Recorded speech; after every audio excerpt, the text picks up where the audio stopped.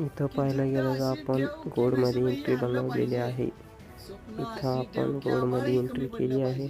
आपल्या टार्गेटकडे चाललेला आहे ट्रेड. पाहू आता पुढे.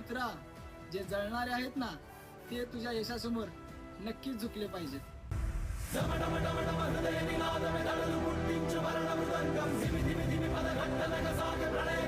इथे आपण फिबोनाची आपली स्ट्रॅटेजी वरती आपण इथं ट्रेड संघर्षावर आहे विश्वास एवढा की इथं आयुष्य आपण सेट ऑलरेडी आपली झाल्याशिवाय स्ट्रॅटेजी राहणार यूज केलेली नाही. आहे, पण आता इथं छोट्या संघर्षावर छोट्या आहे ह्याच्यावर आपण विश्वास आपली एवढा स्ट्रॅटेजी की यूज आयुष्य करणार सेट की झाल्याशिवाय आपल्या राहणार फेवरमध्ये नाही. ट्रेड जातो की नाही ज्यांनी जातो. पडत्या काळात साथ पुढे सोडली पाहू आपण. आमची त्या प्रत्येकाला रिग्रेट तर झाल्याशिवाय इथं राहणार पाहू नाही. शकता आपल्या 016 आणि 015 पर्यंत आलेला आहे.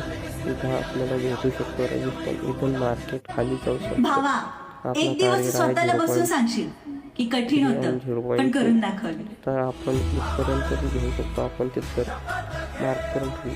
आता आपण पाहू शकतो की आपलं टार्गेट हिट झालेलं आहे, पण आपण जरासा खोड करणार आहोत. आपल्याला कदाचित खालचं टार्गेट भेटू शकतं. एक दिवस ते सुद्धा म्हणतील काय होतं डाऊन असं ट्रेंड आणि काय झालं. वाढलेला, त्याच्यामुळं तर डाऊन साईडला जाण्याचे चान्सेस जास्त आहेत. तर असेच गोड कॉन्व्हर्सेस पाहिजे असतील तर आपल्या चॅनलला सबस्क्राईब करा. तर इथं पाहायला गेलं तर एकच कॅन्डल रेड झालेली आहे. आपला सपोर्ट होता तो तुटलेला आहे. तर इथं आपण आपली पोझिशन एक्झिट केली आहे.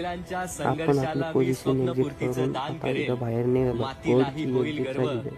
आपलं टार्गेट हिट झालं. धन्यवाद.